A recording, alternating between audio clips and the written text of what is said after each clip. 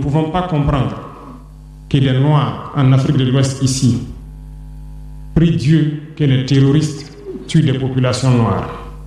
Nous ne pouvons pas comprendre que des chefs d'État lâches se cachent derrière des médias, soi-disant médias, pour décourager, insulter, activer la haine entre les populations. Ces individus qui sont sur leur plateau, qui tous les jours du matin au soir crachent leur venin toxique pour attiser la haine entre les communautés, ils sont généralement très vilains. Avec leur gueule de musaraigne, une fois sûr, l'AES vaincra, l'AES grandira. Restez sereins parce que nous avons confiance en nos populations. Nous avons confiance en vous, que vous compreniez qu'aucune manipulation ne peut aujourd'hui nous diviser entre nous.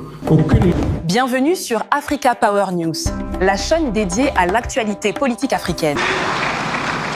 Je vais m'excuser encore une fois de plus auprès de ceux que mes mots pourraient vexer, parce que je n'irai pas par le dos de la cuillère. Nous allons nous attaquer encore aux mots qui miment l'Afrique.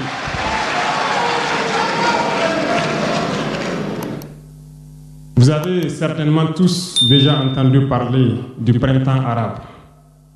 Ce phénomène qui a bouleversé la géopolitique du monde arabe, en commençant par le Maghreb, en Afrique et jusqu'en Asie, qui s'est manifesté avec des conséquences souvent désastreuses, des morts et des divisions par endroits, et des bouleversements politiques sans précédent dans d'autres endroits.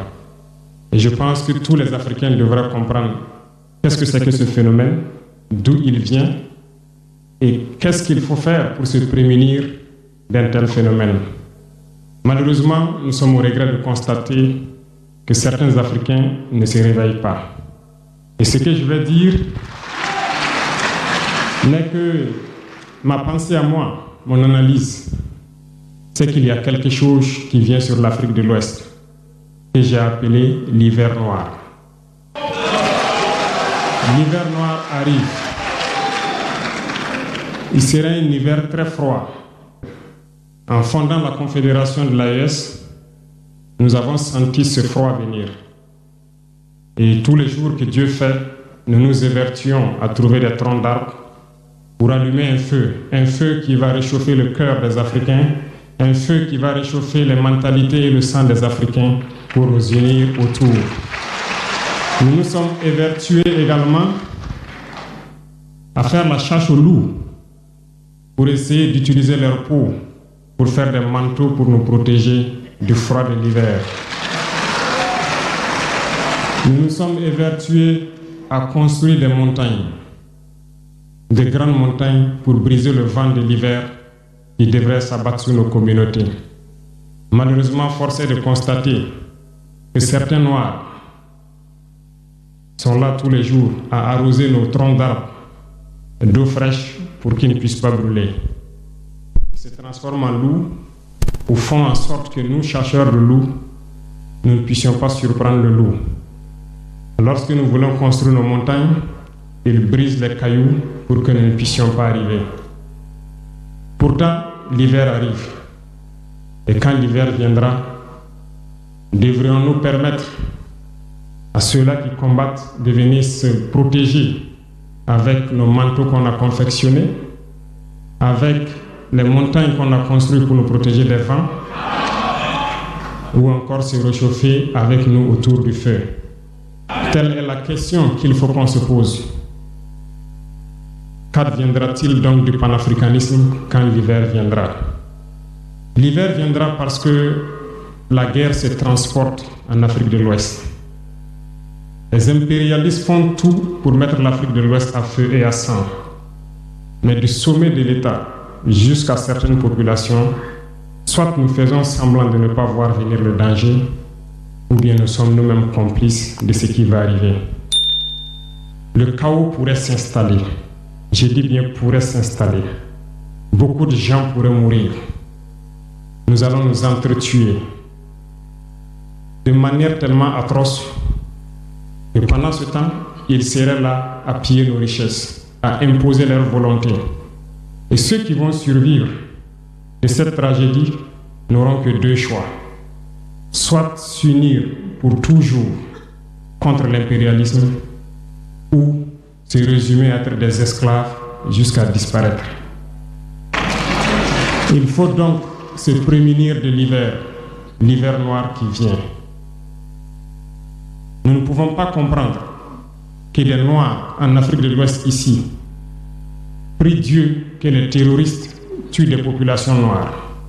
Nous ne pouvons pas comprendre que des chefs d'État lâches se cachent derrière des médias, soi-disant médias, pour décourager, insulter, activer la haine entre les populations.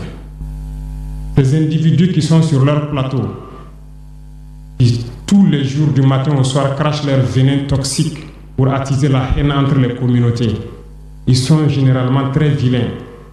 Avec leur gueule de musaraigne, ils ne savent que faire cela. Regardez-les bien. Ils sont là avec des yeux de drosophiles sauvages. Tous les jours, c'est cracher du venin. Ils cherchent à diviser les communautés. Sur les réseaux sociaux, ils sont là et ils sont nombreux. Pourquoi est-ce que nous, Noirs, cherchons à cultiver la haine entre nous? Et par hypocrisie, on se dit frère. Il faut que nous puissions nous dire la vérité de manière très crue, quitte à ce que ça vexe, on va s'excuser, mais il faut que nous nous réveillons. Pourquoi est-ce que le noir est comme ça? Pourquoi est-ce que nous ne pouvons pas voir le danger venir, nous unir et nous prémunir? Pourquoi est-ce qu'il faut que par nos comportements, nous allions affronter ces dangers qui risquent de nous décimer? Mais d'autres ont fermé les oreilles. Ils font semblant de ne pas entendre la politique de l'Autriche.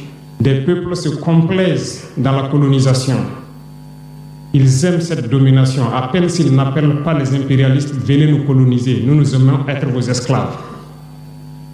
Nous nous posons souvent des questions lorsqu'on voit les réactions.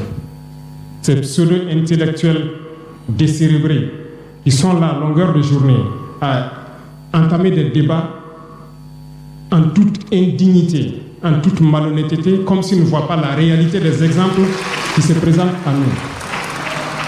Il y a plein d'exemples. Lorsque la démocratie fait certaines choses contraires aux règles même qu'elle s'est fixées, ils ferment les yeux là-dessus. Mais ils sont prompts à nous appeler juntes ou putschistes. Mais soyez sûrs d'une chose. Nous sommes unis et nous resterons unis. Et nous devons ouvrir les yeux. L'AES va évoluer. Tout n'est pas forcément rose.